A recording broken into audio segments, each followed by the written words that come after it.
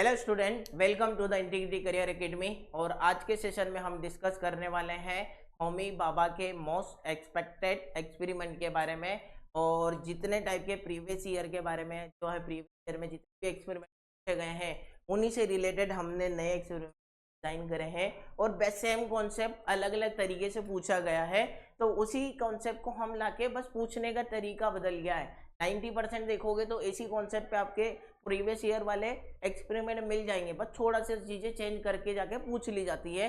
तो आइए चलते हम फिजिक्स के एक्सपेरिमेंट की तरफ जो आपके लिए इंपॉर्टेंट होने वाला है। क्लियर है? अब पढ़ते हैं हम। देखो, टू डिटरमाइन द प्रेशर, आपको क्या बताना है कि जो लिक्विड है वो कितना प्रेशर एग्जर्ट कर रहा है, दूसरा उसकी डेंसिटी बतानी है। अब आपको मटेरियल दिया हुआ है, लिक्विड दिया हुआ है, मेजरिंग सिलेंडर दिया हुआ है, मीटर स्केल दी हुई है और स्प्रिंग बैलेंस दिया हुआ है। अब स्प्रिंग बैलेंस मेरे हाथ में है। क्लियर है? सबसे पहले इसको क्या देखोगे आप, है ना, जीरो एरर की सेट है ना, जीरो एरर सेट है या नहीं है। जीरो एरर का मतलब ये है, ये जो पॉइंट जहां पे मार्क करता है इसका ये जीरो के बराबर इक्वली लाइन में लाई कर रहा है या नहीं कर रहा है। अगर ये आपका जीरो पॉइंट है और वो जो पॉइंट है वो भी जीरो पे ही आ रहा है तो फिर आपका जीरो एरर नहीं है। यहाँ पे अगर यहाँ पे ये जीरो है और ये वाला पॉइंट जो है यहाँ 5 पे आ रहा है, स्टार्टिंग में ही यहाँ पे आ रहा है, तो यहाँ पे जो है 5 ग्राम की जो यहाँ पे जो क्या है जीरो एरर है। मतलब जब भी आप उसको मेजर करोगे, जैसे मैंने इसका मैंने वेट करा है ना, अब इसको वेट कर रहे हो, आप वेट कर रहे हो तो ये आ गया 95 ग्राम। मतलब ये एक्चुअल में 95 ग्राम का नहीं है, 5 ग्राम की उसमें जीरो एरर है, तो वो हो जाएगा आपका कितना, 90 ग्राम का बच्चों। क्लियर है? और ऐसे आप जीरो एरर सेट करोगे और वहां पे अगर जीरो पे लाई कर रहा है तो आपको कोई प्रॉब्लम ही नहीं है, और वहां पे अगर नहीं है तो ऐसा नहीं करना है आपको कि ये उठा के वहां पे जो भी इनविजिलेटर है उनके पास जाके बोल दिया कि इंस्ट्रूमेंट गलत दिया है। नहीं, हो सकता है वो आपको टेस्ट कर रहा हो, उसको ये वाली एरर पता भी हो या इसको रिजोल्व करना नहीं आता हो, तो ये भी एक जो है उनका प्रोसीजर होता है चेक करने का कि वो रीडिंग सही से मेजर कर रहा है कि नहीं। क्योंकि फर्स्ट लेवल सब क्लियर करके आए हो तो आई होप इतना तो सबको पता है कि अब देख के मेजर कौन नहीं कर पाएगा, हर कोई मेजर कर लेगा, पर ये छोटी छोटी चीजें आपको बाकी सारे स्टूडेंट से अलग बनाती है। तो आइए चलते हम अगले स्टेप की तरफ बढ़ते हैं। Hang the empty measuring cylinder. आपको सबसे पहले ये जो है मेजरिंग सिलेंडर है खाली, है ना, इसको क्या करना है, मेजर करना है। क्लियर है? अब इसको आपको मेजर करना है मेजरिंग सिलेंडर से। इसका मास देखा मैंने भैया कितना आ रहा है, ये है ना।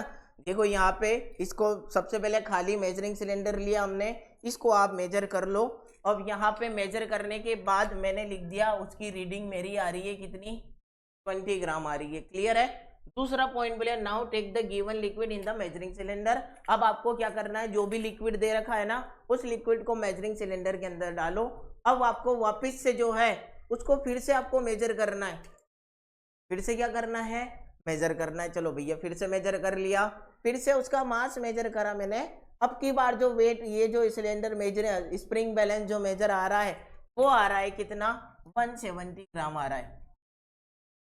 खाली मेजरिंग सिलेंडर का मास था 20 ग्राम, जब उसमें आपने लिक्विड डाल दिया उसका मास आया कितना, 170 ग्राम। तो बता दो आप लिक्विड का मास कितना होगा, ये नहीं बता सकते क्या? खाली का मास इतना है, भरे हुए का मास इतना है, तो लिक्विड को आप कर दो ये माइनस ये, मतलब 150 ग्राम जो है वो किसका मास हो गया, लिक्विड का मास हो गया। क्लियर है? अब आप observe the level of liquid in measuring cylinder, note down the reading of, है ना।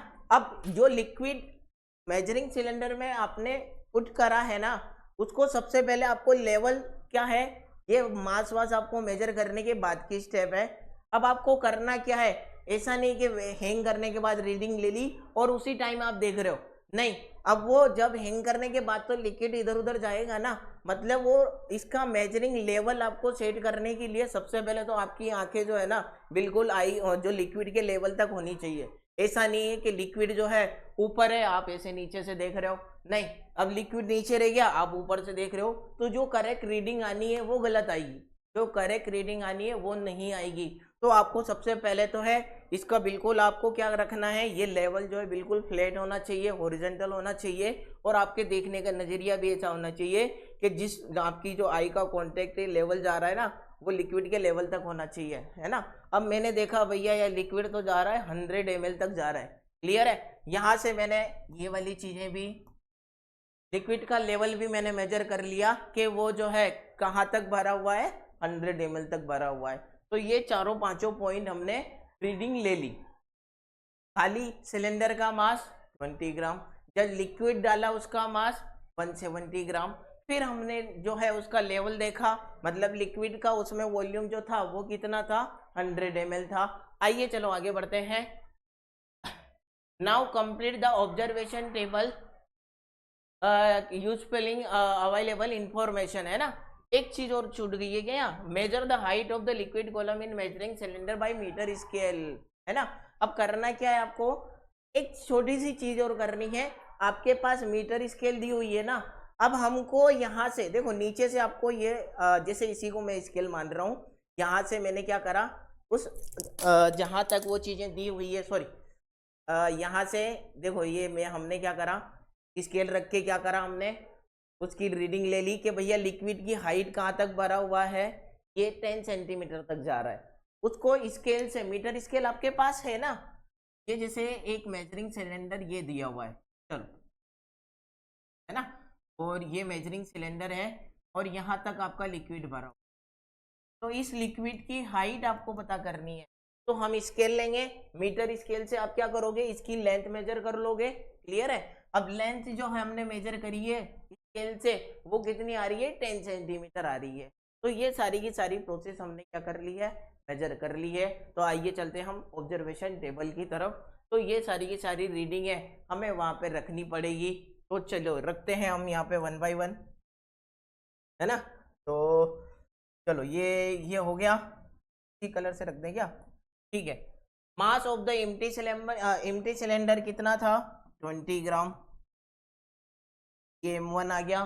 दूसरा, mass of the empty cylinder containing liquid, है ना, mass of the empty cylinder ये रख दिया 20।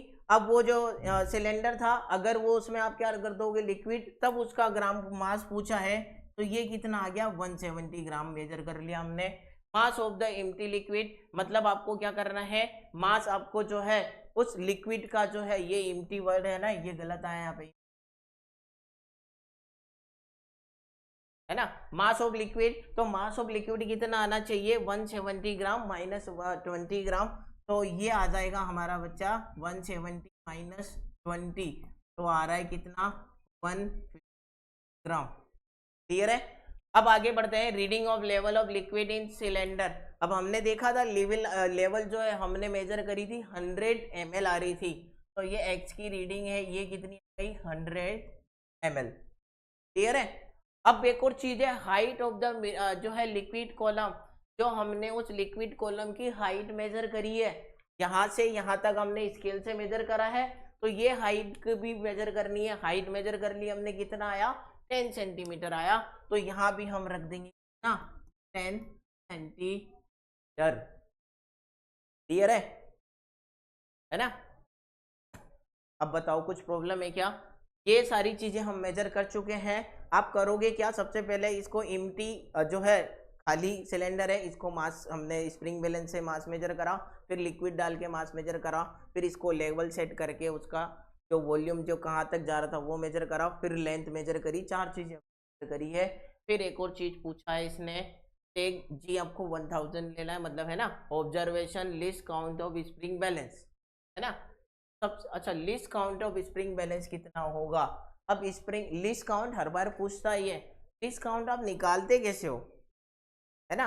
अब लिस्ट काउंट निकालते, देखो मैं इसकी बता रहा हूँ, यहाँ पे देखो 0 से रीडिंग शुरू हो रही है, 1 2 3 4, और यहाँ पे आ रहा है कितना, 50 ग्राम, यहाँ पे कितना आ रहा है, ये 50 ग्राम के आसपास आ रहा है। तो अब देखो टोटल जो है इन दोनों के बीच में कितना है, 50 ग्राम। 50 ग्राम कितने पार्ट में डिवाइड है, 5 पार्ट में डिवाइड है ना। 5 पार्ट मिलके कितना आ रहा है, ये 50 ग्राम आ रहा है। तो 1 पार्ट मिलके कितना आएगा बच्चा, 50/5 इज इक्वल टू 10 ग्राम, है ना। ये 1 पार्ट आ गया 50 ग्राम डिवाइडेड बाई 5, तो टोटल मिला के कितना आ गया, 10 ग्राम आ गया। मतलब इसका जो लीस्ट काउंट है, इस वाले स्प्रिंग बैलेंस का लीस्ट काउंट है 10 ग्राम है। ये आएगा समझ में। देखो दो आपको मेजरिंग इंटरवल देखना है, जैसे 50 से मैंने ले 50 से 100 ले लो, 50 से 100 में कितने पार्ट में डिवाइड है ये, है ना, 5 पार्ट में डिवाइड है, तो जो है 50 डिवाइडेड बाई 5, तो फिर आप ले लोगे कितना आ रहा है ये 10 ग्राम। मतलब एक लाइन जो है वो कितनी दिखा रही है, 10 ग्राम दिखा रही है। अगर आपसे ये भी पूछ ले कि कितनी रीडिंग आएगी 1 स्केल से, मतलब 1 डिवीजन में कितना वो मेजर करेगा, फिर भी आंसर आएगा आपका कितना, 10 ग्राम आएगा। क्वेश्चन सेम है, पूछने का तरीका अलग हो जाएगा। लीस्ट काउंट का मतलब ही वही है कि एक डिवीजन कितना मेजर करता है, सिंपल सा मोड। क्लियर है। चलो बढ़ते हैं हम अगले क्वेश्चन की तरफ। और पूछा क्या क्या है इसने, ये ऑब्जर्विंग टेबल को फिलअप करने में आई होप आपको कोई प्रॉब्लम नहीं होगी। तो चलिए बढ़ते हैं हम आगे। Find the density of liquid using reading in the observation table, है ना। अब ऑब्जर्विंग टेबल के हिसाब से आपको उसकी जो है क्या बतानी है, डेंसिटी बतानी है। तो डेंसिटी होता है बच्चा मास अपॉन वॉल्यूम। अब लिक्विड का मास डिवाइडेड बाय लिक्विड का वॉल्यूम, है ना।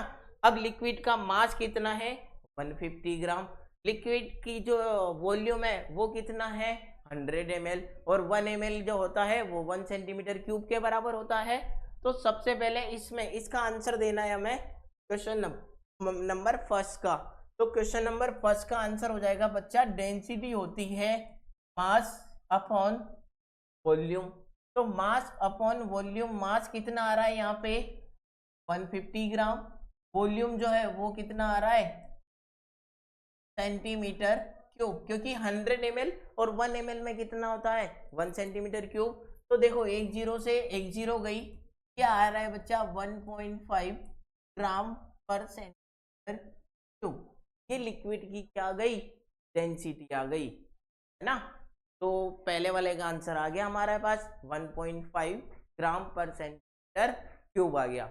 दूसरे क्वेश्चन की तरफ हम बढ़ते हैं। Right the liquid that the liquid float और सिंक इन वाटर, वो पानी में तैरेगा या सिंक कर जाएगा, है ना। अब ये सिंपल सा आंसर है, जिसकी डेंसिटी ज्यादा वो नीचे, जिसकी डेंसिटी कम वो ऊपर।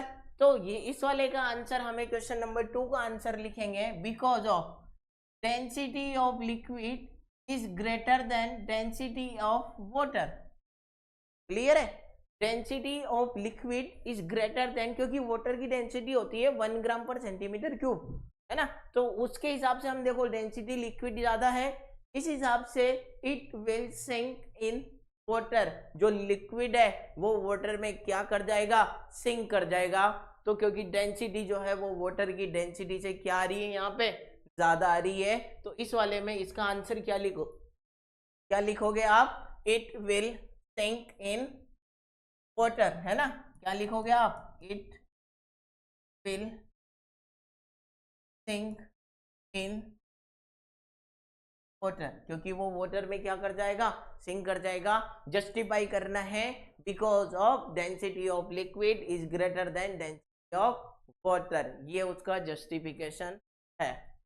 क्वेश्चन नंबर फर्स्ट का आंसर क्लियर है, डेंसिटी निकालनी थी mass upon volume. Question number 2 का आंसर क्लियर है, इट विल सिंक, आपको बताना था वो लिक्विड जो है पानी में तैरेगा या अंदर सिंक कर जाएगा। तो हमने देखा कि लिक्विड की जो डेंसिटी थी वो वाटर की डेंसिटी से ज्यादा आ रही है, तो ज्यादा आ रही है इसका मतलब ही यही है कि वो जो है पानी ऊपर रहेगा और लिक्विड नीचे रहेगा, तो वो वाटर में सीधा सीधा क्या कर जाएगी, सिंक कर जाएगी। What is the pressure exerted by liquid column on the bottom of measuring cylinder? देखो हमने एम में लिखा था, दो चीजें पूछी थी, एक प्रेशर और दूसरा डेंसिटी। तो डेंसिटी हमने निकाल ली, अब बात आती है प्रेशर की। तो प्रेशर निकालना है तो लिक्विड प्रेशर का फॉर्मूला आपको याद होना चाहिए, वो कितना होता है पता है किसी को, नहीं पता क्या, लिक्विड कॉलम की हाइट इंटू उसकी डेंसिटी इंटू ग्रेविटी, है ना, एक्सेलरेशन ड्यू टू ग्रेविटी। तो प्रेशर जैसे यहीं पे कर लें क्या सोल्व, क्वेश्चन नंबर ये कौन सा है, थर्ड का आंसर सोल्व कर रहे हैं हम यहाँ पे, क्लियर है। तो प्रेशर आएगा बच्चा H रो C, height into density into specific gravity. अब हाइट हमने मेजर करी थी, यहाँ पे लिक्विड की हाइट कितनी है 10 सेंटीमीटर है, चलो ये ले लिया हमने। डेंसिटी कितनी है 1.5 है, और जी लेना है आपको, क्लियरली बोला है 1000, है ना। अब आपको देखो ये चीजें यूनिट भी आपको याद रखनी पड़ेगी, क्योंकि यूनिट आपको याद नहीं रख रहे हो तो कुछ ना कुछ लोचा हो सकता है। और मैं आपको बताता हूँ, देखो ये हाइट किस में है सेंटीमीटर में है, देखो इसकी यूनिट लिख दी हमने सेंटीमीटर, और डेंसिटी की यूनिट लिख दी हमने ग्राम पर सेंटीमीटर क्यूब, है ना।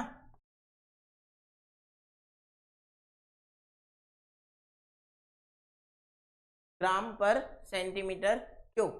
अब बात आती है जी की, तो जी क्या होता है एक्सेलरेशन होता है ना ये, तो मीटर पर सेकंड स्क्वायर, पर यहाँ पे मीटर पर सेकंड स्क्वायर नहीं है, क्योंकि ग्रेविटी जो है यहाँ पे 10 ली है मीटर पर सेकंड स्क्वायर। 1 मीटर में कितने सेंटीमीटर होते हैं बच्चा 100, तो 10 इंटू 100 कितना हो गया 1000 सेंटीमीटर पर सेकंड स्क्वायर। यहीं पे जी की वैल्यू इन्होंने कितनी ली है 1000 ली है ना, तो यहीं पे मीटर को इन्होंने क्या कर दिया सेंटीमीटर, मतलब एक्सेलरेशन की जो यूनिट है वो कितनी है सेंटीमीटर पर सेकंड स्क्वायर। बताओ कुछ प्रॉब्लम है क्या, है ना। अब देखो कट क्या क्या रहा है सेंटीमीटर इंटू सेंटीमीटर, तो ये सेंटीमीटर का स्क्वायर आ गया ना, सेंटीमीटर का स्क्वायर, ये सेंटीमीटर नीचे बचेगा, तो यूनिट जो है वो बच रही है ग्राम पर सेंटीमीटर इंटू सेकंड स्क्वायर, यही बच रही है ना।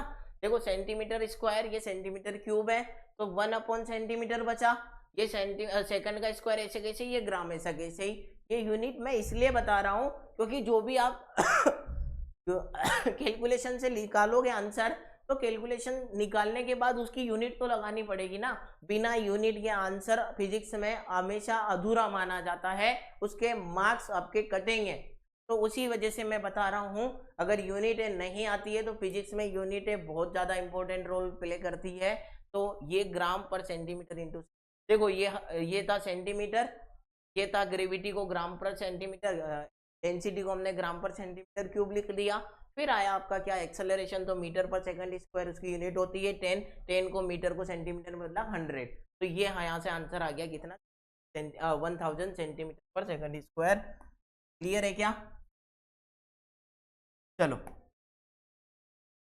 अब क्या करना है, अब तो आएगी आंसर 1 2 3 4, 1.5 इंटू 10 पावर 4, यही है ना 1.5 इंटू 10 की पावर 1 2 3 4 ग्राम पर सेंटीमीटर पर सेकंड स्क्वायर, है ना।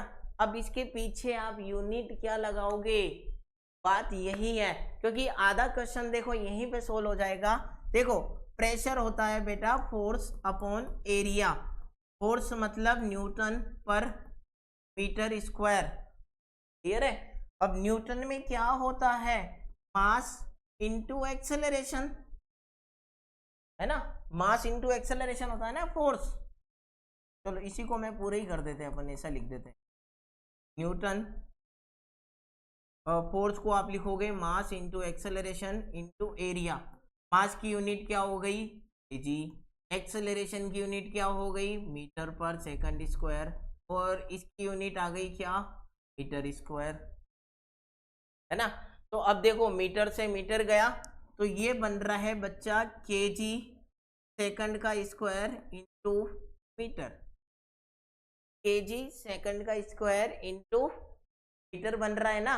इसको हम लिखते हैं पास्कल, हम लिखते हैं क्या पास्कल, ये ऐसा यूनिट है। अगर हमें सीजीएस यूनिट बतानी है तो किलोग्राम का आप क्या लिखोगे ग्राम, सेकंड कभी चेंज होता है क्या, क्योंकि देखो एमकेएस और सीजीएस दोनों में सेकंड कभी भी चेंज नहीं होगा, चेंज होगा किलो, ये जो है एमकेएस मीटर का आ जाएगा क्या सेंटीमीटर, किलोग्राम का आ जाएगा क्या ग्राम। तो अब यहाँ पे हमें बात करनी है सीजीएस यूनिट की, किलोग्राम बन गया किस में ग्राम में, ये सेकंड स्क्वायर, और ये मीटर बन गया किसमें, सेंटीमीटर में। तो हमारी यूनिट भी तो वही आ रही है, ग्राम पर सेकंड इंटू सेकंड स्क्वायर। मतलब ये जो यूनिट है ये किसमें दी हुई है, ये दी हुई है बच्चा डाइन पर मीटर स्क्वायर में, सेंटीमीटर स्क्वायर में, है ना, क्योंकि ये हो गया न्यूटन पर मीटर स्क्वायर, फोर्स का क्या हो गया, न्यूटन मीटर स्क्वायर, मतलब ये हो गया किसमें, डाइन पर सेंटीमीटर स्क्वायर। ये जो यूनिट है ये जो है ये सीजीएस यूनिट, ये कौन सी यूनिट है, सीजीएस यूनिट है। तो इसके आगे आप यहाँ पे लगाओगे 1.5 डाइन पर, क्लियर है ना। अब 1 डाइन सेंटीमीटर पर स्क्वायर और न्यूटन पर मीटर स्क्वायर, है ना, और न्यूटन पर मीटर स्क्वायर को आप क्या बोलते हो, पास्कल बोलते हो ना। Force upon area newton upon meter square, इसी को आप क्या बोलते हो, पास्कल बाबा, क्लियर है। तो अब यहाँ पे इसको अगर थोड़ा सा और इम्प्रेशन बनाना है, हमें थोड़ी सी और झांकी बनानी है, झांकी का मतलब ये होता है कि बाकी स्टूडेंट से थोड़ा सा हमें एक्स्ट्रा अलग दिखना है। एक्स्ट्रा अलग कैसे दिखोगे आप, जब इसको एक स्टेप और, आंसर ये भी सही है ये भी सही है, बस यूनिट अलग अलग है ना। आंसर तो सही है, यूनिट वो लगाओ ये लगाओ बात एक ही है। तो बस आपको वो ये चेक कर रहा है इसको यूनिट का नॉलेज भी है। अगर इसको आप एसआई में लिख दोगे तो और ये सोने पे सुहागा हो जाएगा। सोने पे सुहागा मतलब जो चीजें देखी जाती है वहां पे कैलकुलेशन इसको कौन नहीं कर सकता। 1.5 1 2 3 4 10 की पावर 4 वो भी लिख देगा, आप भी लिख दोगे, बचे हुए स्टूडेंट भी लिख देंगे। पर बात यहाँ आती है, आपने एक छोटी सी चीज और लिख दी कि 1.5 ये जितनी भी पावर आ रही है पास्कल, मतलब आपको ये इनका नॉलेज भी है, इनका नॉलेज भी है, मतलब बच्चे में कुछ ना कुछ पोटेंशियल है, तो आपको वो थोड़ा सा ए बिट ऑफ अहेड बनाती है बाकी सारे स्टूडेंट्स से, क्लियर है। अब देखो ये ग्राम सेंटीमीटर कहाँ से आया, मैंने पूरी स्टोरी बताई है।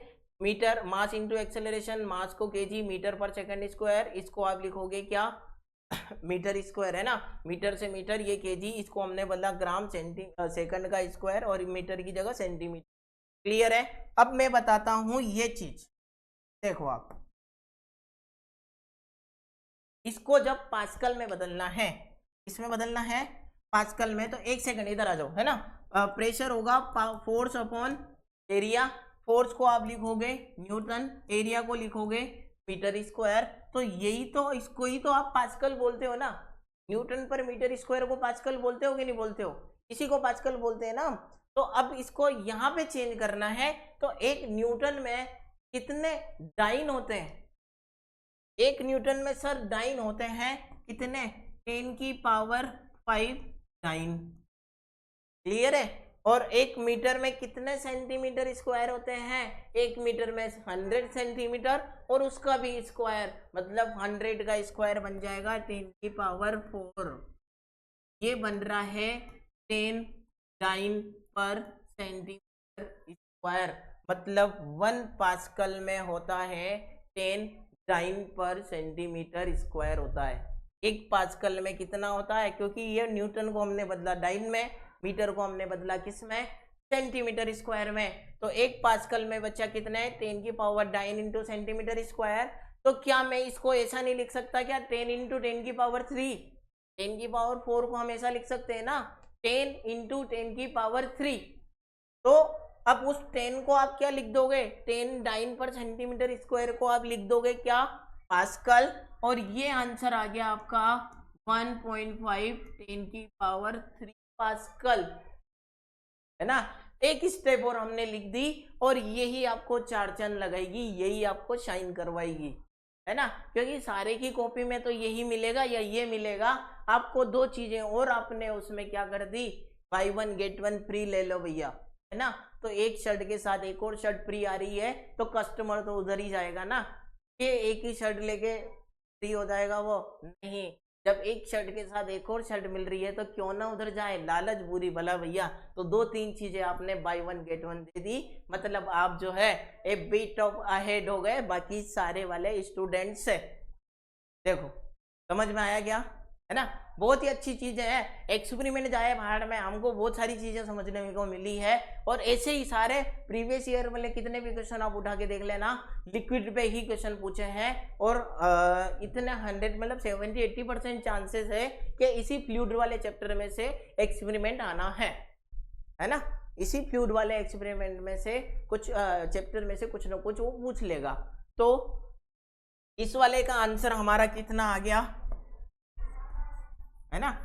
चलो ये था write the what is the pressure, pressure आ गया 1.5 × 10⁻³ पास्कल। क्लियर है। अब हम बढ़ते हैं question number 3, write to practical application on the Archimedes principle. तो इसके जो प्रैक्टिकल एप्लीकेशन है, क्वेश्चन नंबर हम लेंगे कितना 4। तो लेक्टोमीटर, क्लियर है। दूसरा हम बात करते हैं, ये तो मेजरिंग सिलेंडर है ना, हाइड्रोमीटर, ये प्योरिटी ऑफ मिल्क चेक करता है, ये रिलेटिव डेंसिटी मेजर करने में काम आता है। और तीसरा आएगा design of ship and submarine, है ना। ये तीन उसके क्या हो गए, ये क्वेश्चन नंबर 4 के आंसर हो गए। इसके जो एप्लीकेशन है lactometer, hydrometer, design of ship and submarine, ये क्या हो गए इसके आर्किमिडीज प्रिंसिपल। आर्किमिडीज प्रिंसिपल बोलता क्या है कि कोई जो सब्सटेंस है वो उतना ही वाटर को डिस्प्लेस करता है जितना उसका जो है एक्चुअल वेट है। उतना मतलब जो जितना उतना ही वाटर डिस्प्लेस करेगा जितना उसका वेट है। अब कोई पूरा लिक्विड जो है सबमर्ज करता है, कोई वो अलग स्टोरी है ना। कोई कितना लिक्विड डिस्प्लेस कर रहा है, अगर वो उसके वेट एक्चुअल वेट के बराबर वाटर डिस्प्लेस कर देगा तो आप वो जो है फ्लोट करने लग जाएगा।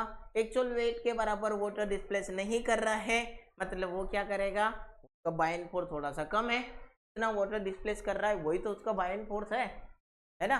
ये थोड़ा सा वो है मैकेनिक्स प्रोपर, मतलब इसी के अंदर की थोड़ी डिटेल की चीज है। तो हमें बस एप्लीकेशन पूछा था, ये 3 हमने 2 पूछा था, 3 चिपका दिए ना। वही बाई 1 गेट 1 फ्री वाला फंडा है हमारा।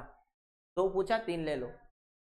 1 ATM और 1 बार, 1 ATM और 1 बार, और यहाँ पे दे रखा है 100 पास्कल। अब आप में इसको क्या लगाना है, ग्रेटर देन, लेस देन या इक्वल में से कोई साइन लगाना है।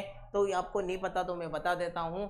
1 ATM में होते हैं बच्चा 1 ATM ये होता है 1 × 10⁻⁵ पास्कल, है ना। और 10⁻⁵ पास्कल में होते हैं 1 बार, तो ये हो गया 1.013 बार। तो 1 ATM और 1.0 बार आप इक्वल लगा सकते हो, क्योंकि वो भी 1 है ये भी 1 है। हमें यहाँ पे साइन लगाना है कितना, इक्वल वाला, क्योंकि ये जो है 99% इक्वली माना जाता है। और 1 बार में 100 पास्कल तो नहीं होते, 1 बार में होते हैं 10⁻⁵ पास्कल। तो 10⁻⁵ पास्कल और 100 पास्कल बड़ा कौन सा है भैया, 1 बार बड़ा है। क्लियर है। तो ये आपके पांचों के पांचों क्वेश्चन यहाँ पे हो चुके हैं। आई होप आपको इतनी सारी मेहनत के साथ समझाया है, समझ में आया होगा। फिर भी अगर आपको कोई डाउट है तो कमेंट सेक्शन में आप पूछ सकते हो, बाकायदा रिप्लाई किया जाएगा। और इसी के साथ कुछ इम्पोर्टेंट चैप्टर है, इसके कॉन्सेप्ट आप एक बार लर्न करके जरूर जाना, आपके एक्सपेरिमेंट में आपके हेल्प मिल सकती है। एक हो गया कौन सा, फ्लूइड, मोशन, इलेक्ट्रिसिटी और लाइट ना। फ्लूइड इसमें से 90 पिछले साल में से आप उठा लो 80% एक्सपेरिमेंट इसी अकेले चैप्टर पे पूछे गए हैं। तो ये सबसे ज्यादा, इसको मैं दे देता हूँ 5 स्टार। ले लो भैया, स्टार की रेटिंग से ना डिसाइड किया जाता है, 2 स्टार है, 3 स्टार है, ये 5 स्टार है। फिर आ गया मोशन, इलेक्ट्रिसिटी और लाइट, इससे भी कुछ कुछ छोटी चीजें पूछ ली जाती है। तो ये एक बार थोड़ा सा कॉन्सेप्ट लर्न करके जरूर जाना। चलो थैंक यू।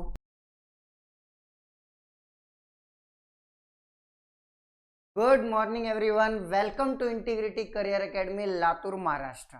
और जैसे कि आप लोगों के एग्जाम नज़दीक आ गए हैं, तो आज मैं आपको एक सैंपल प्रैक्टिकल करके दिखाने वाला हूं, जिसमें आपको ये थिंक करने को मिलेगा कि एग्जाम में क्या सोचना है। मैंने ऐप पे भी काफ़ी प्रैक्टिकल डलवा दिए थे, मैं आज उनसे एक अलग हट के लेके आया हूँ ताकि एक और नई वैरायटी आप लोगों के पास चली जाए। तो चलिए शुरू करते हैं। और प्रैक्टिकल खत्म होने के बाद मैं आपको कुछ ऐसे टॉपिक बताऊंगा जहां से प्रैक्टिकल पूछे जाने की पॉसिबिलिटी सबसे ज़्यादा होती है, तो वीडियो में बने रहिएगा। चलिए तो स्टार्ट करते हैं क्लास 9th का एक सैंपल प्रैक्टिकल। क्या कह रहा है ये? To study the chemical reaction, हमें केमिकल रिएक्शन की स्टडी करनी है। ठीक है, कर लेते हैं। कह रहा है सॉल्यूशन है सोडियम हाइड्रोक्साइड है। आप इतना तो जानते ही हो, सोडियम हाइड्रोक्साइड NaOH को कहते हैं। हाँ सर हम जानते हैं। कॉपर सल्फेट सॉल्यूशन बे है, आप इतना जानते हो, कॉपर सल्फेट सर CuSO4 होता है। हाँ इतना जानते हैं। और इसका कलर जानते हो, ब्लू कलर का होता है। हाँ सर जानते हैं। बैरियम क्लोराइड सर ये होता है बैरियम क्लोराइड BaCl2। क्या इन तीनों केमिकल के फॉर्मूले पता है? पता होने चाहिए अगर लेवल 2 की तैयारी कर रहे थे। चलिए आगे बढ़ते हैं। अब ये प्रोसीजर हमें फॉलो करना है और आंसर देना है। तो आइए पढ़ते हैं। क्या कह रहा है? Take approximately 10 drop of solution A in the first test tube. कह रहा है एक टेस्ट ट्यूब लो और उसमें 10 बूंद डाल दो सॉल्यूशन A की। आओ करते हैं। ये मैंने ले लिया एक टेस्ट ट्यूब में, मैंने क्या किया, डाल दिया 10 ड्रॉप्स ऑफ क्या डाल दिया? 10 drops of solution A. Solution A की 10 बूंदे डाल दी। ठीक है, और क्या कह रहा है जरा सुनो। उसके बाद कह रहा है 10 ड्रॉप्स ऑफ सॉल्यूशन बी उसमें डालो। ए के अंदर 10 बूंद बी के भी डालो। आओ भैया डाल देते हैं। इसी के अंदर डालो 10 ड्रॉप्स ऑफ, अब इतना तो पता ही होगा ना, अभी फर्स्ट पेज पे ही पढ़ा था। सॉल्यूशन ए NaOH है और सॉल्यूशन बी हमारा क्या था? Copper sulphate. अब ये क्या कह रहा है? अब ये कह रहा है observe the reaction and note down your observation. Reaction को ऑब्जर्व करो और अपनी ऑब्जर्वेशन लिखो। आओ ऑब्जर्व करते हैं। सर रिएक्शन होगी क्या यहाँ पे? रिएक्शन कुछ ऐसी होगी कि सॉल्यूशन ए था NaOH और सॉल्यूशन था कॉपर सल्फेट। अब होगा क्या? यहाँ पे ये दोनों आपस में रिएक्शन करेंगे तो कॉपर हाइड्रोक्साइड बन जाएगा। और very very important point, copper hydroxide insoluble होता है, इसीलिए S लिख रहा हूं। मतलब ये प्रिसिपिटेट बनाएगा ब्लू कलर का, ब्लू कलर का प्रिसिपिटेट बनाएगा, ये वाटर में नहीं घुलेगा। और साथ में बन जाएगा Na2SO4 जो कि एक्वस है, वाटर में घुलेगा। तो ध्यान से देखो, पहले हमने ये कॉपर सल्फेट लिया था, अब बन गया कॉपर हाइड्रोक्साइड जो कि एक ब्लू कलर का प्रिसिपिटेट। तो हम अब अपनी ऑब्जर्वेशन में क्या लिखेंगे? देखो यहाँ ऑब्जर्वेशन लिखनी थी, ऑब्जर्वेशन में लिखेंगे कि ब्लू क्रिस्टल अपीयर, यस और नो? ब्लू क्रिस्टल बना। प्रोडक्ट क्या क्या बने सर? अभी अभी तो देखा हमने प्रोडक्ट। एक प्रोडक्ट बना कॉपर हाइड्रोक्साइड जो कि आप कह रहे हो इनसॉल्युबल है, सॉलिड लगा रहे हो। और दूसरा प्रोडक्ट बना Na2SO4 जो कि आप कह रहे हो ये पानी में घुलेगा, एक्वस। क्या हमने ये कंप्लीट कर दिया? अब आप लोग मुझसे पूछ सकते हो कि सर आपको कैसे पता ये रिएक्शन ऐसे होगी? अरे भैया लेवल 1 की तैयारी में डबल डिस्प्लेसमेंट तो रिएक्शन पड़ी होगी। आयंस का एक्सचेंज हो रहा है। NaSO4 से रिएक्ट करेगा और कॉपर OH से करेगा। आयन का एक्सचेंज हो रहा है और आयन के एक्सचेंज को ही डबल डिस्प्लेसमेंट। क्या आपको इतना तो पता है ना कि आयन के एक्सचेंज डबल डिस्प्लेसमेंट रिएक्शन? हाँ सर, पहला रिएक्शन हमें क्लियर हो गया और ये हमारा था टेस्ट ट्यूब 1। क्लियर? चलो आगे देखते हैं। अब टेस्ट ट्यूब 2 की बारी, मतलब इधर क्या कह रहा है? Filter the product formed in step 1। Step 1 में जो भी प्रोडक्ट बने उसको फिल्टर कर लो। एक तो इनसॉल्युबल है ना, तो उसको छान के अलग कर लो। Filter the product formed in step 1 and collect the filtrate in the second test tube. कह रहा है कि फिल्ट्रेट को second test tube no. You know what is filtrate? ऐसा सर, मतलब वो जो कि फिल्टर पेपर को पार करके नीचे आ जाए उसे फिल्ट्रेट कहते हैं। सर कौन पार करके आएगा? अरे वही पार कर पाएगा जो वाटर में सॉल्युबल होगा। वाटर में सॉल्युबल कॉपर हाइड्रोक्साइड था या सोडियम सल्फेट था? आप कहोगे सर सोडियम सल्फेट था, तो सोडियम सल्फेट फिल्टर पेपर को पार करके नीचे आ जाएगा, इसीलिए फिल्ट्रेट है। फिल्ट्रेट वो जो पार करके नीचे आ जाए। तो मतलब वो कह रहा है कि एक दूसरा टेस्ट ट्यूब को और उसमें डाल दो फिल्ट्रेट। फिल्ट्रेट फिल्ट्रेट आपको मैं बताऊं तो ये होगा फिल्ट्रेट, क्योंकि ये फिल्टर पेपर को पार करके नीचे आ जाएगा। मतलब हमने दूसरे टेस्ट ट्यूब में, टेस्ट ट्यूब सेकंड के अंदर फिल्ट्रेट ली। यस और नो? और देखो वो क्या कह रहा है।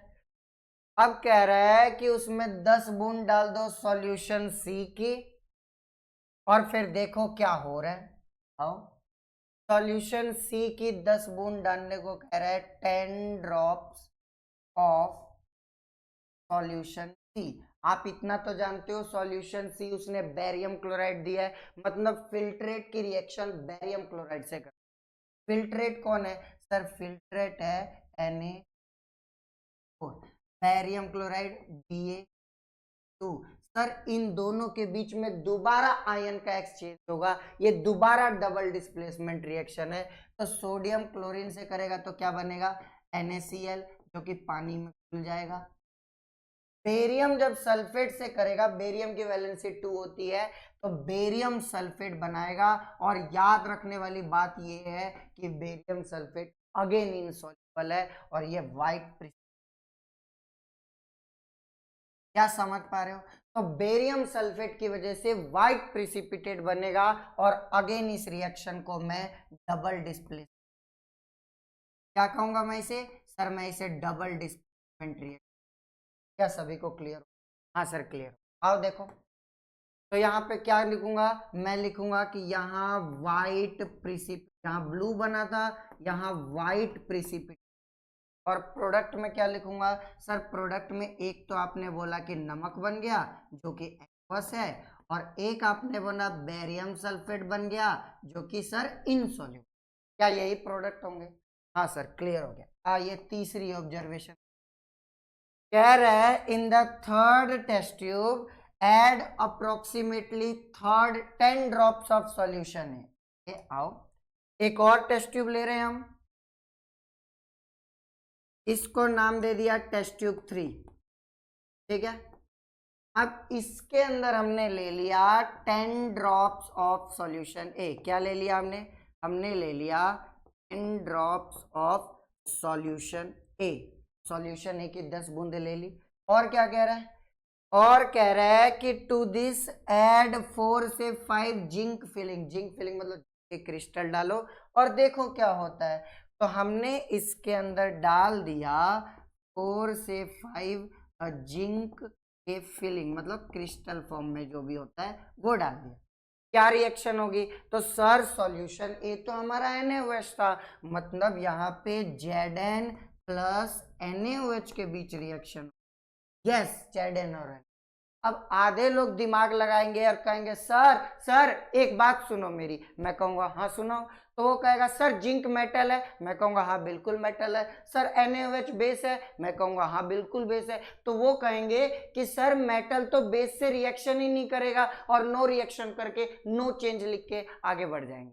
लेकिन ऐसा आपको पता होना चाहिए कि कुछ मेटल का नेचर एम्फोटेरिक होता है, जो एसिड और बेस दोनों से करते हैं। और वो कौन कौन से मेटल होते हैं? वो ये वाले मेटल होते हैं। इस तरीके से याद कर सकते हो, सुन, लेड, जिंस, वाली, हालिया, बेईमानी, मत कर। ये जो मेटल है ये एसिड और बेस दोनों से। सुन एसएन से क्या होता है? टिन, Pb से लेड, Zn से जिंक, Al से एल्यूमिनियम, Be से बेरिलियम। जस्ट याद रखने के लिए बोला गया है। सुन, लेड, जिंस, वाली, वाली बस लाइन को अच्छा बनाने के, आलिया, बेईमानी मत कर।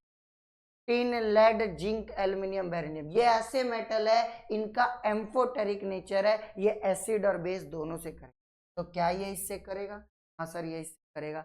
तो मेटल चाहे एसिड से करे, मेटल चाहे बेस से करे, हाइड्रोजन गैस तो निकलनी ही निकल।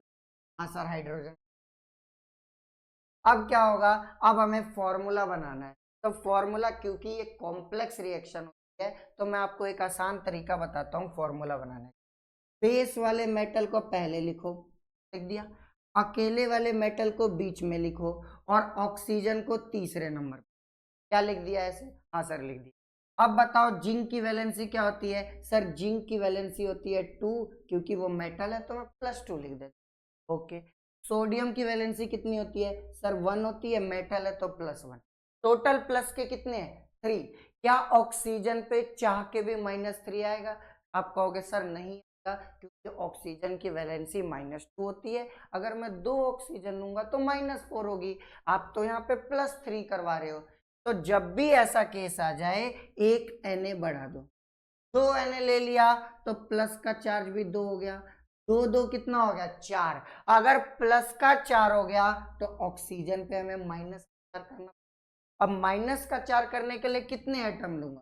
मैं 2 एटम लूंगा, इसीलिए फॉर्मूला बन गया Na2ZnO2 और इसका नाम होता है सोडियम जिंक। यस और नो? ये बस आसान तरीका बताया आपको फॉर्मूला बनाने। तो यहाँ पे क्या हुआ, यहाँ पे एक गैस निकली और ये पानी में घुला रहेगा, सॉल्युबल होगा। ठीक है, तो आप इसको भी लिख देते हैं। यहाँ पे गैस रिलीज हुई। अगर पूछ ले वो कैसी गैस रिलीज होगी, कब कैसे पता करोगे? तो कह देना कुछ नहीं है सर, एक जलती हुई माचिस लेके जाएंगे या जलती हुई कैंडल लेके जाएंगे। वो जैसे ही अगर वो बुझ गई तो हमें लगेगा सर वो गैस CO2 है, लेकिन अगर वो गैस और ब्राइटली पॉप साउंड के साथ जलने लगी तो हमें पता चल जाएगा वो हाइड्रोजन। और प्रोडक्ट क्या बना? सर प्रोडक्ट बना, एक तो आपने कहा Na2ZnO2 बनेगा जो कि एक्वस है, और साथ में आपने कहा सर हाइड्रोजन। क्या ये टेबल कंप्लीट? हाँ सर टेबल। क्या प्रोसीजर कंप्लीट हो गए? हाँ सर प्रोसीजर। आगे देखते हैं क्या आगे कह रहे हैं, write down the balance chemical reaction. आओ यही बैलेंस करने। क्या पहली रिएक्शन ऐसी थी कि NaOH की रिएक्शन सॉल्यूशन ए की रिएक्शन सॉल्यूशन बी से करवाया था हमने, तो बना था सर Na2SO4 जो कि एक्वस था, और साथ में बना था कॉपर हाइड्रोक्साइड जो कि सॉलिड था, ब्लू कलर का क्रिस्टल। बैलेंस कर लेते हैं इसको। एक Na, सर यहाँ तो 2 Na है तो इधर भी 2 लगा दो। OH यहाँ कितने हैं? 2 OH, यहाँ पे भी देखो 2। कॉपर यहाँ एक, देखो यहाँ एक कॉपर। SO4 यहाँ एक, देखो यहाँ एक SO4। क्या पूरी रिएक्शन बैलेंस हो गई? और हमसे पूछ रहा है नाम तो नहीं पूछ रहा, फिर भी बता देते हैं, इसका नाम है डबल डिस्प्लेसमेंट रिएक्शन। क्या नाम है? Double displacement. अरे क्लियर है? यस और नो? आगे देखो दूसरे स्टेप में क्या हो रहा था, फिल्ट्रेट सॉरी फिल्ट्रेट की रिएक्शन सॉल्यूशन सी से करवा रहा था। फिल्ट्रेट क्या है?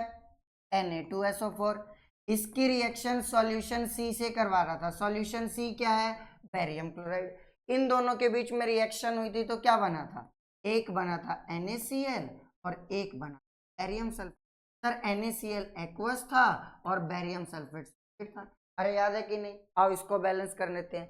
2 Na, 1 Na, तो क्या यहाँ मैं 2 लगा दूं? एक SO4, एक SO4 बराबर है, एक Ba, एक B बराबर है, 2 Cl, और इस 2 की वजह से यहां भी 2 Cl हो गए। क्या सब कुछ बराबर है? हाँ सर बैलेंस हो गया, और इसका भी नाम double displacement reaction, double displacement reaction. Yes और नो? आओ तीसरा देखो। सर तीसरे में हमने क्या किया था कि सॉल्यूशन ए लिया था सर, और उसकी रिएक्शन जिंक फिलिंग से करवा दी थी। तो अभी अभी आपने बताया था कि फॉर्मूला बनेगा Na2ZnO2, और सर साथ में H2 गैस निकला। आओ बैलेंस करो इसे। एक Na, 2 Na, तो क्या यहाँ मैं 2 लगा दूं? हाँ सर लगा दो।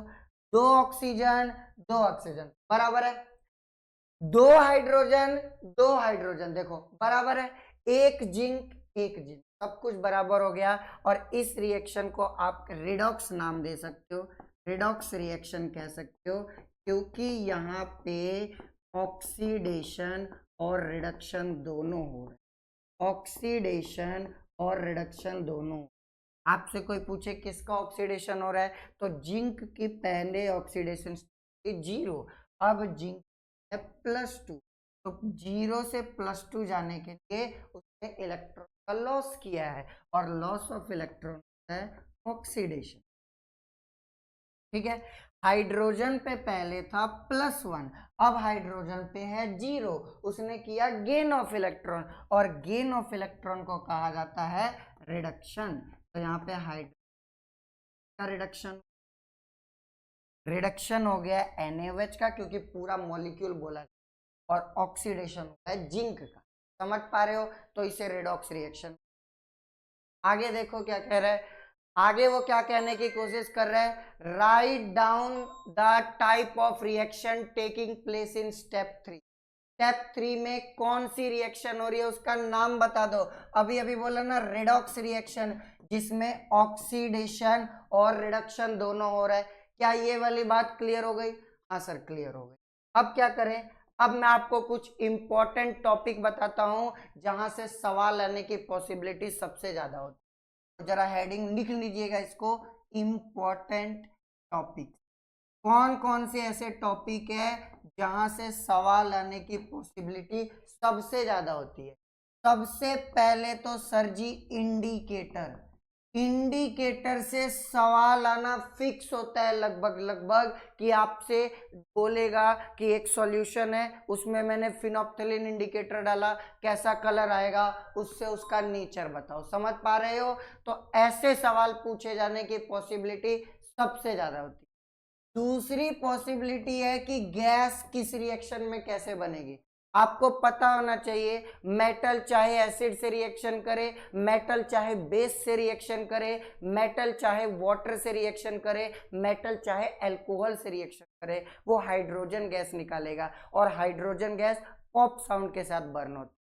कार्बोनेट या बाइकार्बोनेट की मैं अगर बात करूं, तो कार्बोनेट हो या बाइकार्बोनेट, वो CO2 गैस निकालेंगे, और CO2 गैस का पता हिसिंग साउंड से चलता है। किस साउंड से चलता है? हिसिंग साउंड से।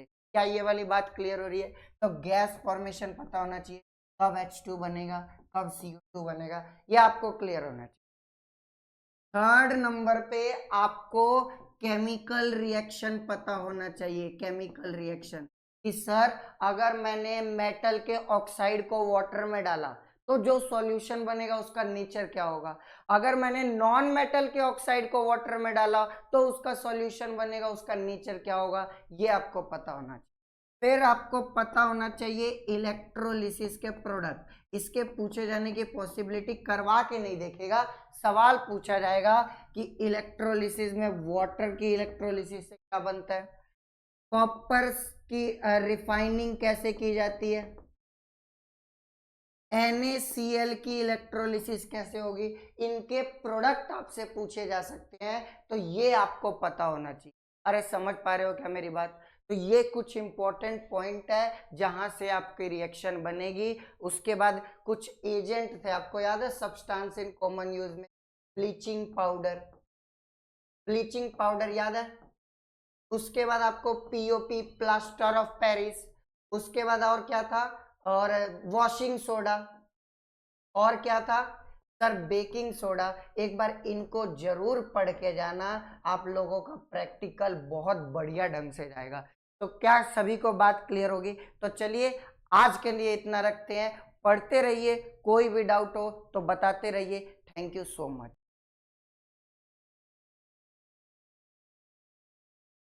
हेलो माय प्यारे बाल वैज्ञानिकों, तो आज हम देखिए कि क्लास 9th के बायोलॉजी के एक्सपेरिमेंट के बारे में देखेंगे, ठीक है ना। तो चलो एक्सपेरिमेंट नंबर फर्स्ट है हमारा, और उसके अंदर हमें देखना है कि क्वेश्चन नंबर फर्स्ट। देखो बच्चों कि क्वेश्चन नंबर फर्स्ट क्या कहा है कि ऑब्जर्व द गिवन पिक्चर, यानी कि क्या करना है, हमें जो पिक्चर दिया है, ठीक है ना, उसको हमें ध्यान से क्या करना है बच्चों, ऑब्जर्व करना है, ठीक है ना। उसके अंदर क्या है क्या नहीं है हमें देखना है, ठीक है। देखो बच्चों कि हमें दूर से ही दिखाई दे रहा है कि ये जो पूरा पिक्चर है, तो पिक्चर क्या है हमारा, ये डाइजेस्टिव सिस्टम है हमारी, क्या है हमारी, ह्यूमन की डाइजेस्टिव सिस्टम आपको दी गई है, ठीक है ना। देखो बच्चों कि क्या क्या है क्वेश्चन नंबर फर्स्ट कि write the names of organ shown by letter ए।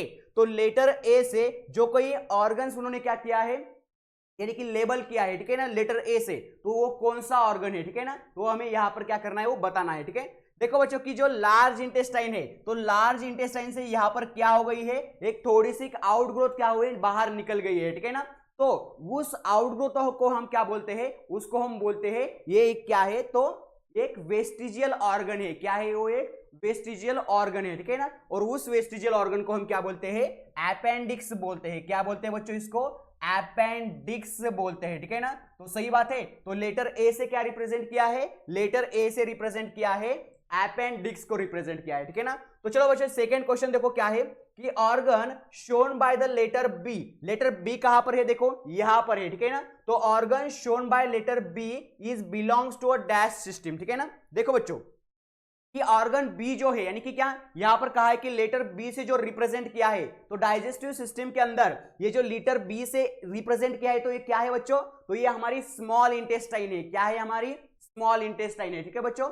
देखो बच्चों कि हमने जो फूड खाते हैं, ठीक है ना, उसका पूरा का पूरा क्या होता है, ब्रेक डाउन होता है, ठीक है ना, सही बात है। और जो स्मॉल इंटेस्टाइन होती है, तो स्मॉल इंटेस्टाइन के अंदर क्या होता है, पूरा का पूरा जो कोई न्यूट्रिएंट्स है, वो न्यूट्रिएंट्स ब्लड के अंदर क्या होते हैं, एब्जॉर्ब होते हैं। कहां पर, स्मॉल इंटेस्टाइन के अंदर, ठीक है ना। तो लेबल किया वाला जो कोई बी पार्ट है, तो बी पार्ट क्या है हमारा, स्मॉल इंटेस्टाइन है, ठीक है। और जो स्मॉल इंटेस्टाइन है बच्चों, तो स्मॉल इंटेस्टाइन किसका पार्ट है, किसका हिस्सा है वो, तो डाइजेस्टिव सिस्टम का क्या है वो हिस्सा है, ठीक है ना। तो चलो यहां पर कौन सी सिस्टम लिखते हैं हम, तो यहां पर लिखेंगे डाइजेस्टिव सिस्टम लिखेंगे। क्या लिखेंगे यहां पर, डाइजेस्टिव सिस्टम लिखेंगे, ठीक है ना।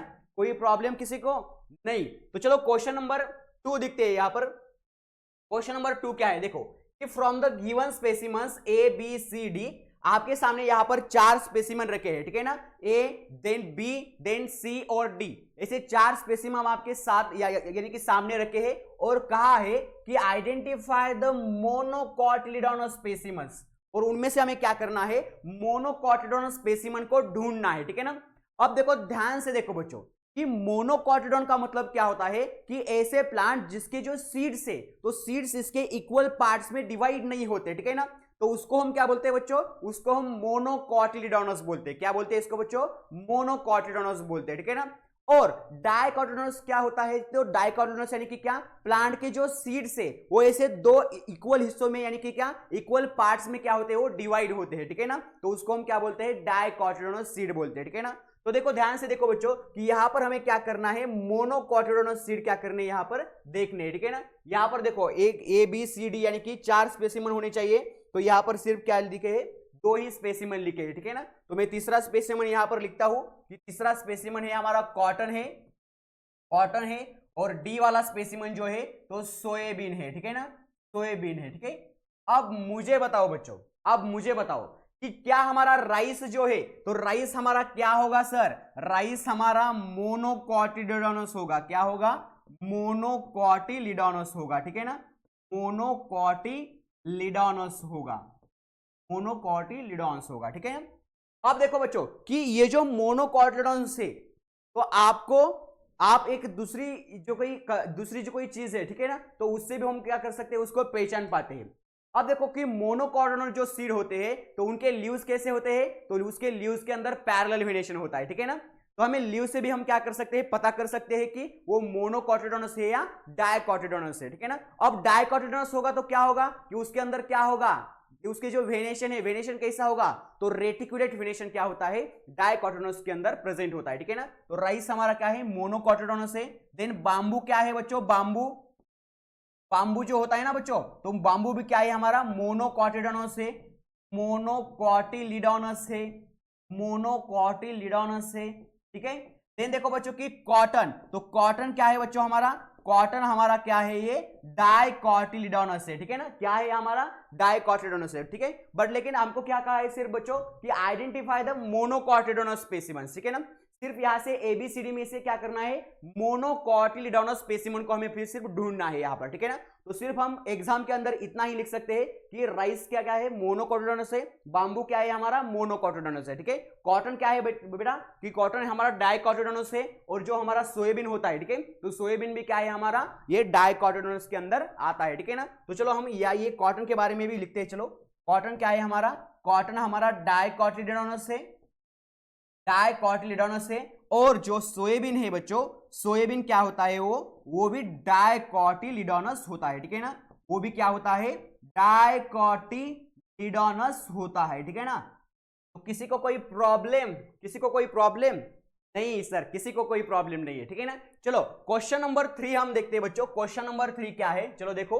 हाँ, यहां से हमें क्या दिखाई दे रहा है, ये पिक्चर के अंदर आपको दिखाई देगा क्या, क्या दिखाई दिया आपको, तो ये हमारा क्या है, ये हमारा प्यारा सा क्या है, ये स्टार फिश है, क्या है हमारा, स्टार फिश है, ठीक है ना। तो स्टार जैसे दिखता है तो इसलिए हमें स्टार फिश इसको बोलते हैं, ठीक है ना। चलो क्या कहा है क्वेश्चन में कि ऑब्जर्व द गिवन स्पेसिमन, ये स्पेसिमन आपके यहां सामने रखा है, ठीक है ना।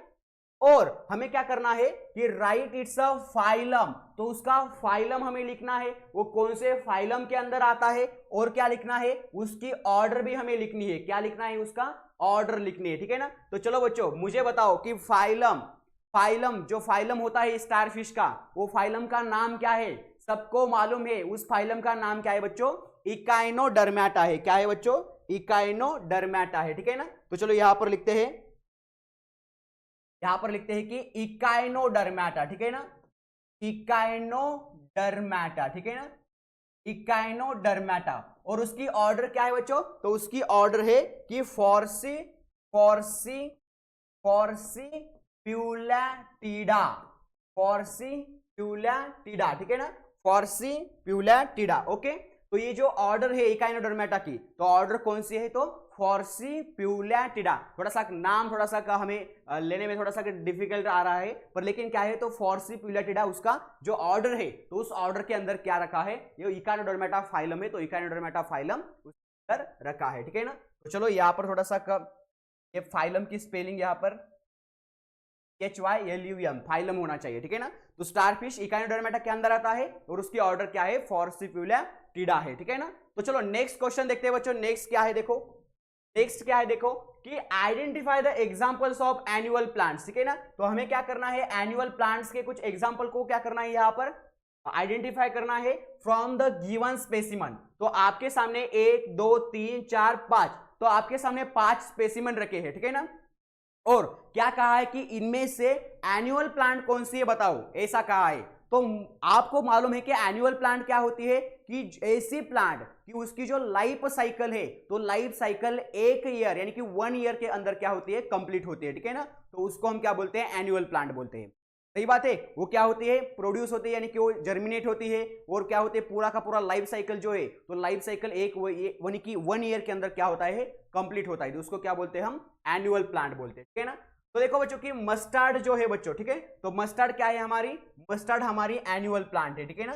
तो मस्टर्ड यहां पर हम लिखते हैं कि एनुअल प्लांट्स कौन कौन से हैं, एनुअल प्लांट कौन कौन से हैं, तो हमारी मस्टर्ड जो हो गई, तो मस्टर्ड हमारी क्या है, एनुअल प्लांट है, ठीक है।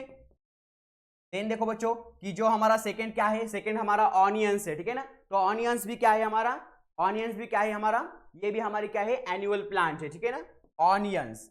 देन देखो बच्चों कि क्या कहा है, बार्ली। अब देखो कि बार्ली जो है ना बच्चों, तो बार्ली तो वो इसकी जो लाइफ साइकिल है, तो 6 मंथ के अंदर क्या होती है, कंप्लीट होती है, ठीक है ना। बट लेकिन हम इसके अंदर भी इसको लिख सकते हैं कि बार्ली को भी, ठीक है ना, सही बात है। तो ये हमारी क्या है, एनुअल प्लांट से। देखो कि नेक्स्ट कहा कि एप्पल कहा है और बाम्बू कहा है।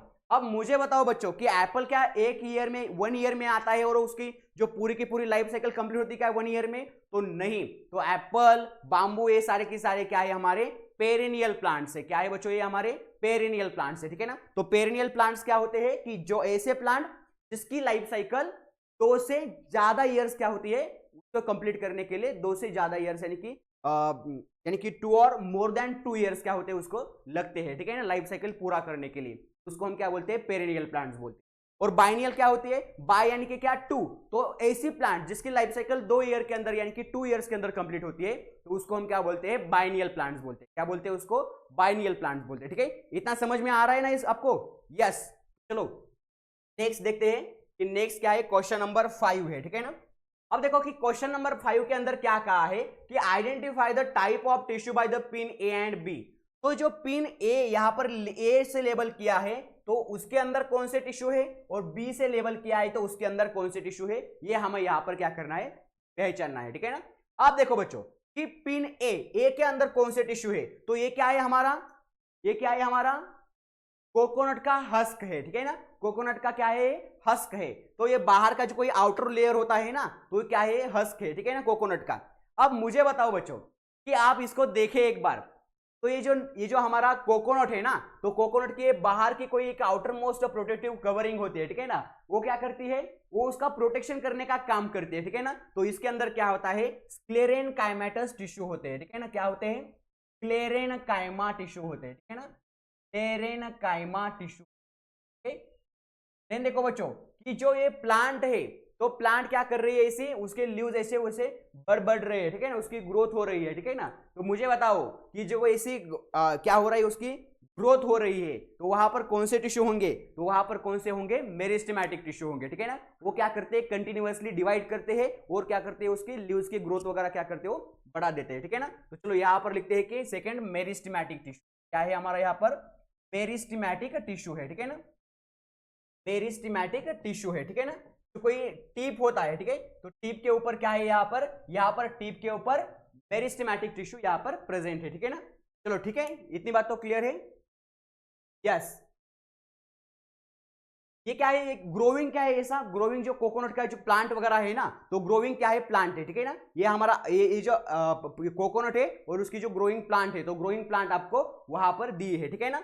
चलो नेक्स्ट क्या है, देखो question number 6, observe the given experiment and identify the types of solution in the beaker, ठीक है ना। देखो बच्चों यहाँ कर क्या है, आपको एक यहाँ पर एक्सपेरिमेंट दिया है और आपको कहा है कि ये जो ऑस्मोसिस वगैरह प्रोसेस होती है ना, तो ऑस्मोसिस प्रोसेस के अंदर क्या होता है, जो कोई वाटर है, तो वाटर क्या होता है, हायर कॉन्सेंट्रेशन से लोअर कॉन्सेंट्रेशन की तरफ क्या होता है, वो फ्लो होता है, ठीक है ना, सही बात है। और क्या कहा है कि ये जो टाइप ऑफ सॉल्यूशन हमें यहाँ पे क्या करना है, यहाँ पे ढूंढना है, ठीक है ना, टाइप ऑफ सॉल्यूशन यहाँ पर ढूंढना है। और एक्सपेरिमेंट के अंदर क्या दिया है कि beaker filled with the shrinked resins, ठीक है ना, जो कोई रेजिन्स वगैरह है, यानी कि श्रिंक्ड रेजिन्स क्या है, बीकर के अंदर प्रेजेंट है, ठीक है ना। तो देखो बच्चों कि ये हमारा क्या है, बीकर है, ये हमारा क्या है, बीकर है, और इस बीकर के अंदर क्या है, हमारे श्रिंक्ड, यानी कि इसे पूरे ऐसे क्या हो गए, उसके पानी वगैरह उसके अंदर से बाहर निकल गया है, ठीक है ना। तो ये श्रिंक्ड क्या है, रेजिन्स यहाँ पर प्रेजेंट है, ठीक है ना। अब मुझे बताओ बच्चों कि इसके अंदर कौन से टाइप का सॉल्यूशन होगा, सॉल्यूशन कौन सा होगा, ये आपने ऑस्मोसिस प्रोसेस तो पढ़ी है, ठीक है ना, तो इसके अंदर सॉल्यूशन कौन सा होगा, ठीक है।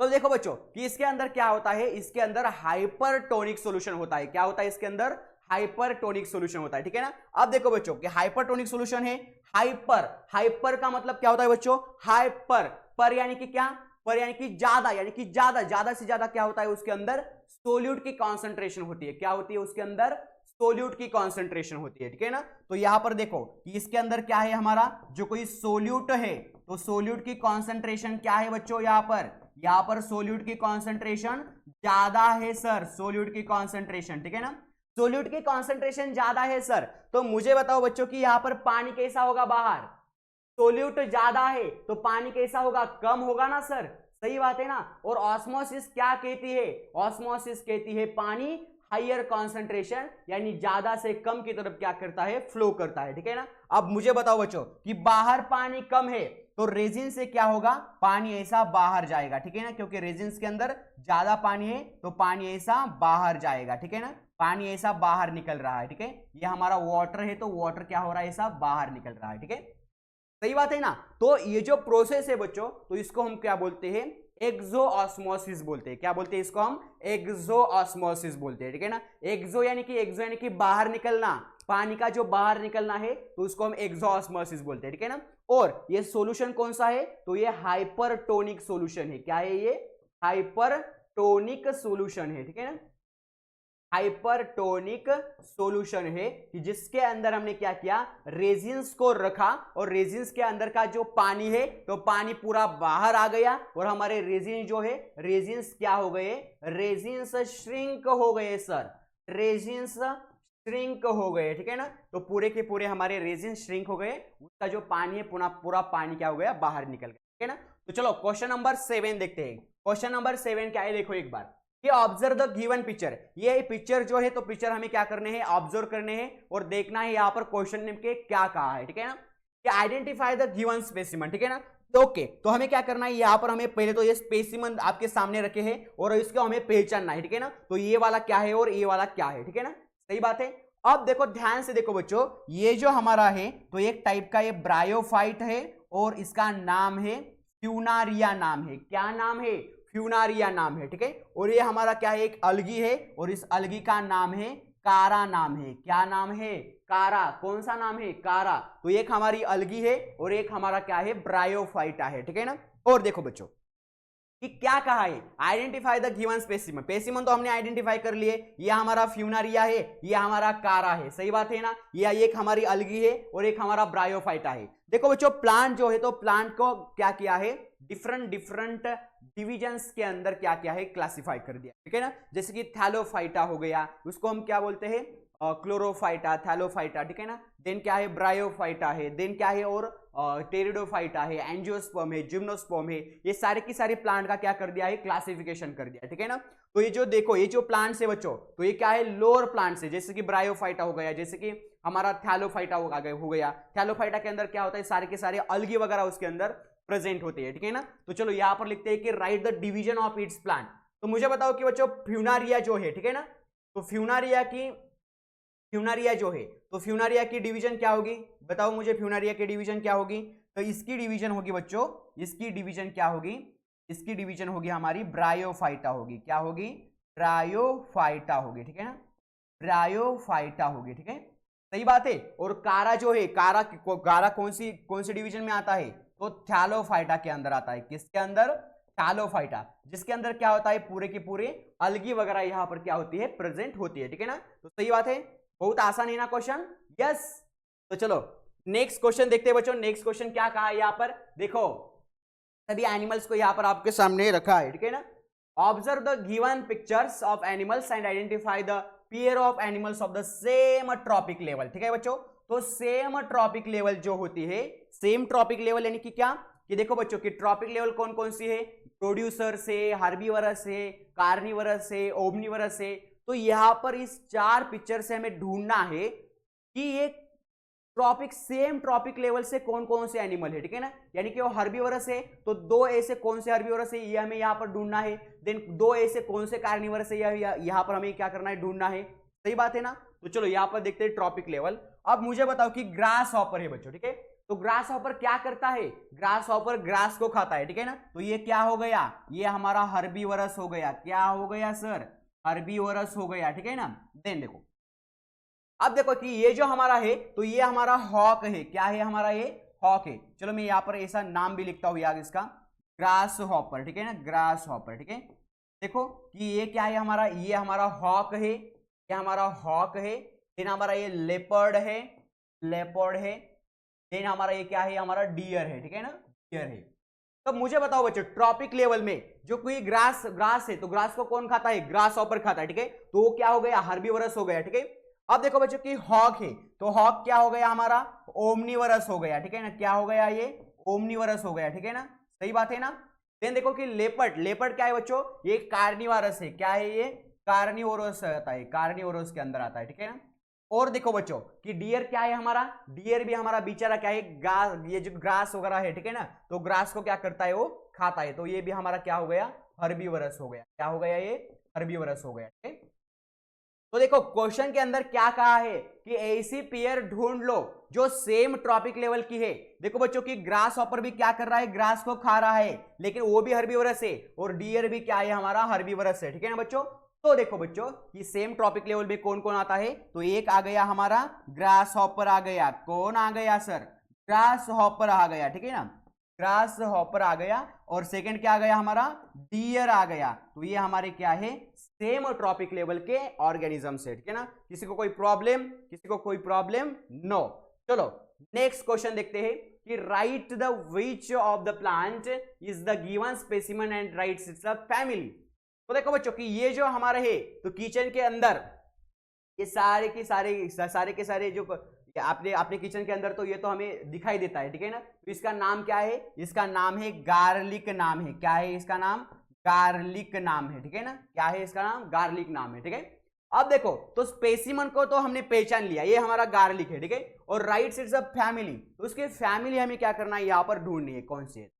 देखो फैमिली क्या होता है बच्चों, जो कोई प्लांट वगैरह है, तो प्लांट को क्या किया है, डिफरेंट डिफरेंट ग्रुप्स के अंदर क्या क्या कैटेगराइज किया है, यानी कि क्या उसके यानी कि डिवीजन हो गया, देन क्या हो गया, क्लास हो गया, ऑर्डर हो गए, फैमिली हो गई, ठीक है ना, जीनस हो गई, स्पेसीज हो गई। तो पूरा ऐसा क्या क्या है, ऐसा डिफरेंट डिफरेंट सेपरेट क्या क्या है, उसका ग्रुप के अंदर क्लासिफिकेशन कर दिया है, ठीक है ना। अब देखो, तो स्पेसिमन क्या है हमारा, स्पेसिमन हमारा गार्लिक है सर, गार्लिक है, और इसकी फैमिली है अमेरिलिडेसी, ठीक है ना, अमेरिलिडेसी, ठीक है। तो अमेरिलिडेसी, ये देखो एक बार, अमेरिलिडेसी, ये हमारी क्या है, इसकी फैमिली है ना, अमेरिलिडेसी, ठीक है ना। तो देखो बच्चों की फैमिली जो है, तो फैमिली के कैसा पहचानना है, तो ये सी ए जो होता है ना, तो ये जो होता है बच्चों, ये सफिक्स जो होता है, तो हर फैमिली को क्या होता है, ये सफिक्स जुड़ा जाता है, ठीक है ना। तो ये हमारी अमेरिलिडेसी फैमिली है, जिसके अंदर क्या आता है, हमारा गार्लिक वगैरह आता है, ठीक है ना।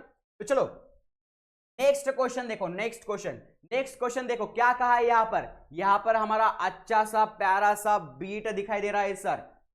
आपको सभी को पसंद है ना बीट, तो बीट खाना चाहिए बच्चों, बीट खाना चाहिए, ठीक है ना। तो देखो क्या कहा है कि observe the given specimen and right it's a type of reproduction, ठीक है ना।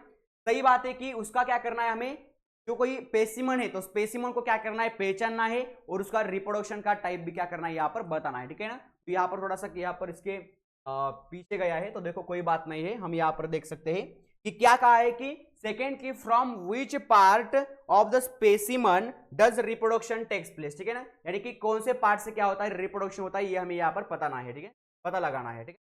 अब देखो कि फर्स्ट क्या कहा है कि टाइप ऑफ रिप्रोडक्शन। अब मुझे बताओ बच्चों कि ये जो टाइप ऑफ रिप्रोडक्शन है, तो टाइप ऑफ रिप्रोडक्शन कौन सा है इसमें वेजिटेटिव रिप्रोडक्शन होता है, क्या होता है, वेजिटेटिव रिप्रोडक्शन होता है, ठीक है ना।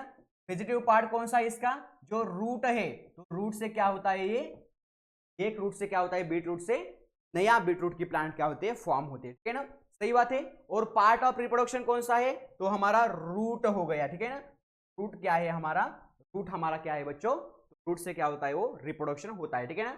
और observe the given specimen and write is a type of reproduction, ठीक है। तो वेजिटेटिव रिप्रोडक्शन है, from which part of the specimen does reproduction takes place, तो रूट है, तो ये हमारा क्या हो गया, ये हमारा बीट हो गया, क्या हो गया, ये बीट हो गया, ठीक है ना। तो स्पेसिमन को आपने पहचान लिया, तो ये हमारा क्या है, बीट है, ठीक है बच्चों। तो देखो बच्चों की आगे क्या है, देखो बच्चों की आगे क्या है, हाँ, तो मोस्ट इंपॉर्टेंट प्रैक्टिकल टॉपिक, ठीक है ना। तो आप डॉक्टर होमी बाबा प्रैक्टिकल एग्जाम देने के लिए जा रहे हैं बच्चे, ठीक है ना।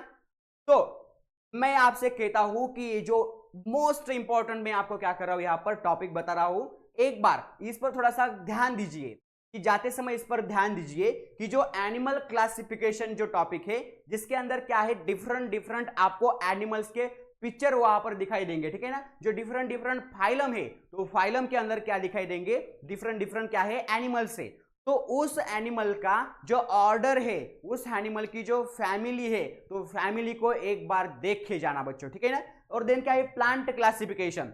जो प्लांट क्लासिफिकेशन है, तो प्लांट क्लासिफिकेशन में आता है कि थैलोफाइटा आता है, कि सभी अलगी उसके अंदर आती है, ब्रायोफाइटा आता है, देन टेरिडोफाइटा आता है, एंजियोस्पर्म आता है, जिम्नोस्पर्म आता है, ठीक है ना बच्चों। तो ये जो सारे की सारे डिफरेंट डिफरेंट डिवीजन है, तो उसके जो एग्जाम्पल है, उस एग्जाम्पल को क्या करना, एक बार अच्छे से देख लेना, उसकी डिवीजन पता लगाना, उसका जो कोई फैमिली है, उसकी ऑर्डर है, तो उसका भी क्या करना, एक बार आपको ध्यान से देखना है उसको, ठीक है ना। देन देखो बच्चों की क्रोमोसोमल डिसऑर्डर। तो क्रोमोसोमल डिसऑर्डर कौन कौन से हैं, जैसे कि हमारा डाउन सिंड्रोम हो गया, जैसे कि हमारा टर्नर सिंड्रोम हो गया, जैसे कि हमारा लाइन फिल्टर सिंड्रोम हो गया, ठीक है ना। तो ये डिफरेंट डिफरेंट सिंड्रोम से बच्चों, जो क्रोमोसोम में कुछ एबनॉर्मेलिटीज आने के बाद क्या होते हैं, डिसीजेस वगैरह क्या होती है, ठीक है ना। तो देखो बच्चों, ये जो आपको क्या होगा कि आपके सामने कुछ स्पेसिमन दिखाई देगी आपको, यानी कि डाउन सिंड्रोम का कोई आपको पिक्चर दिखाई देगा, और आपको कहेंगे कि ये कौन सा टाइप का सिंड्रोम है, ठीक है ना। तो डाउन सिंड्रोम के अंदर क्या होता है, पूरा फेस वगैरह है, तो ऐसा फ्लैटेंड फेस वगैरह आपको दिखाई देता है, ठीक है ना। टर्नर सिंड्रोम जो होता है बच्चों, तो टर्नर सिंड्रोम जो होता है, तो उसके अंदर क्या होता है, जो फीमेल्स वगैरह है, तो फीमेल्स क्या होते हैं, अफेक्टेड होती है, ठीक है ना। जो इनफर्टिलिटी वगैरह क्या होते हैं, उसके अंदर इश्यू वगैरह होते हैं, ठीक है ना। देन क्या है, एक लाइन फिल्टर सिंड्रोम जो होता है बच्चों, तो वो क्या करता है, मेल्स को अफेक्ट करता है, ठीक है ना। उसके भी मेल इनफर्टिलिटी वगैरह क्या होती है, उसका भी क्या है, उसके अंदर प्रॉब्लम्स वगैरह आती है, ठीक है ना। तो थोड़ा सा क्रोमोसोमल डिसऑर्डर है बच्चों, तो क्रोमोसोमल डिसऑर्डर को एक बार आप ध्यान से देखकर जाइए, ठीक है। देन क्या है, डाइजेस्टिव सिस्टम, आपकी जो कोई ह्यूमन डाइजेस्टिव सिस्टम है या सर्कुलेटरी सिस्टम है, ठीक है ना। मैं यहाँ पर एक भी दूसरा भी पॉइंट यहाँ पर नोट करता हूं कि सर्कुलेटरी सिस्टम, ठीक है ना, सर्कुलेटरी सिस्टम, ठीक है।